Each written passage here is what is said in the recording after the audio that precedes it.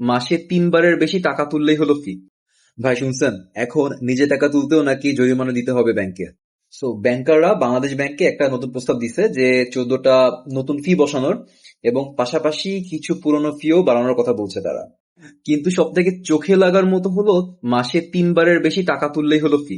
মানে 4 নাম্বার থেকে 10 বার পর্যন্ত 100 টাকা করে এবং 11তম বার থেকে সেটা টাকা তুলতে 300 টাকা করে লাগবে। আমার তো মাথায় ঢুকছে না যে নিজের টাকা, নিজের অ্যাকাউন্ট, সেটা তুলতেও আমার ফাইন দিতে হচ্ছে। মানে আমাদের দেশে তো এখনো বেশিরভাগ লেনদেনই হয় ক্যাশে। তাহলে মানুষ ব্যাংকে টাকা রাখবে কেন, যেখানে সুদ পায় বছরে মাত্র 2 থেকে 3%, আর টাকা তুলতেও যেখানে জরিমানা দিতে হবে এখন। ঋণ গ্রহীতাদের অবস্থাও তো একই।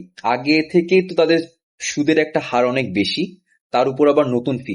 ফলে মানুষ এখন আর ব্যাংক থেকে লোন না নিয়ে তারা চলে যাবে হলো অনানুষ্ঠানিক যে ঋণদাতা আছে তাদের কাছে। একটা খুব মজার উদাহরণ দেই, আমরা যে সলভেন্সি সার্টিফিকেট তুলি, সেইটাও প্রিন্ট করতে নাকি এখন বাড়তি 300 টাকা করে লাগবে। শুধু প্রিন্ট করার জন্য ব্যাংক বলছে যে আরো 300 টাকা করে গুনতে হবে।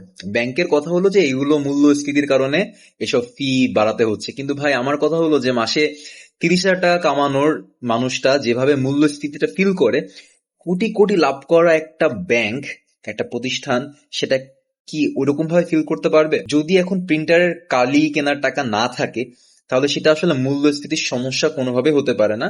সেটা আসলে ব্যাংকের ব্যবস্থাপনার ব্যর্থতা। সমাধানটা আসলেই খুবই সহজ। ব্যাংকের নিজস্ব যে ইন্টারনাল কস্ট আছে সেইগুলো কমাতে হবে, অলাভজনক যে ব্রাঞ্চগুলো আছে সেগুলো বন্ধ করতে হবে, এবং মোস্ট ইম্পর্টেন্টলি যে খেলাপি ঋণ আছে সেগুলো আদায়ের ব্যবস্থা করতে হবে। আদারওয়াইজ যদি গ্রাহকের ঘাড়ে বোঝা চাপানো হয়, তাহলে বাংলাদেশে ব্যাংকিং সেক্টরটা অচিরেই ধসে পড়বে।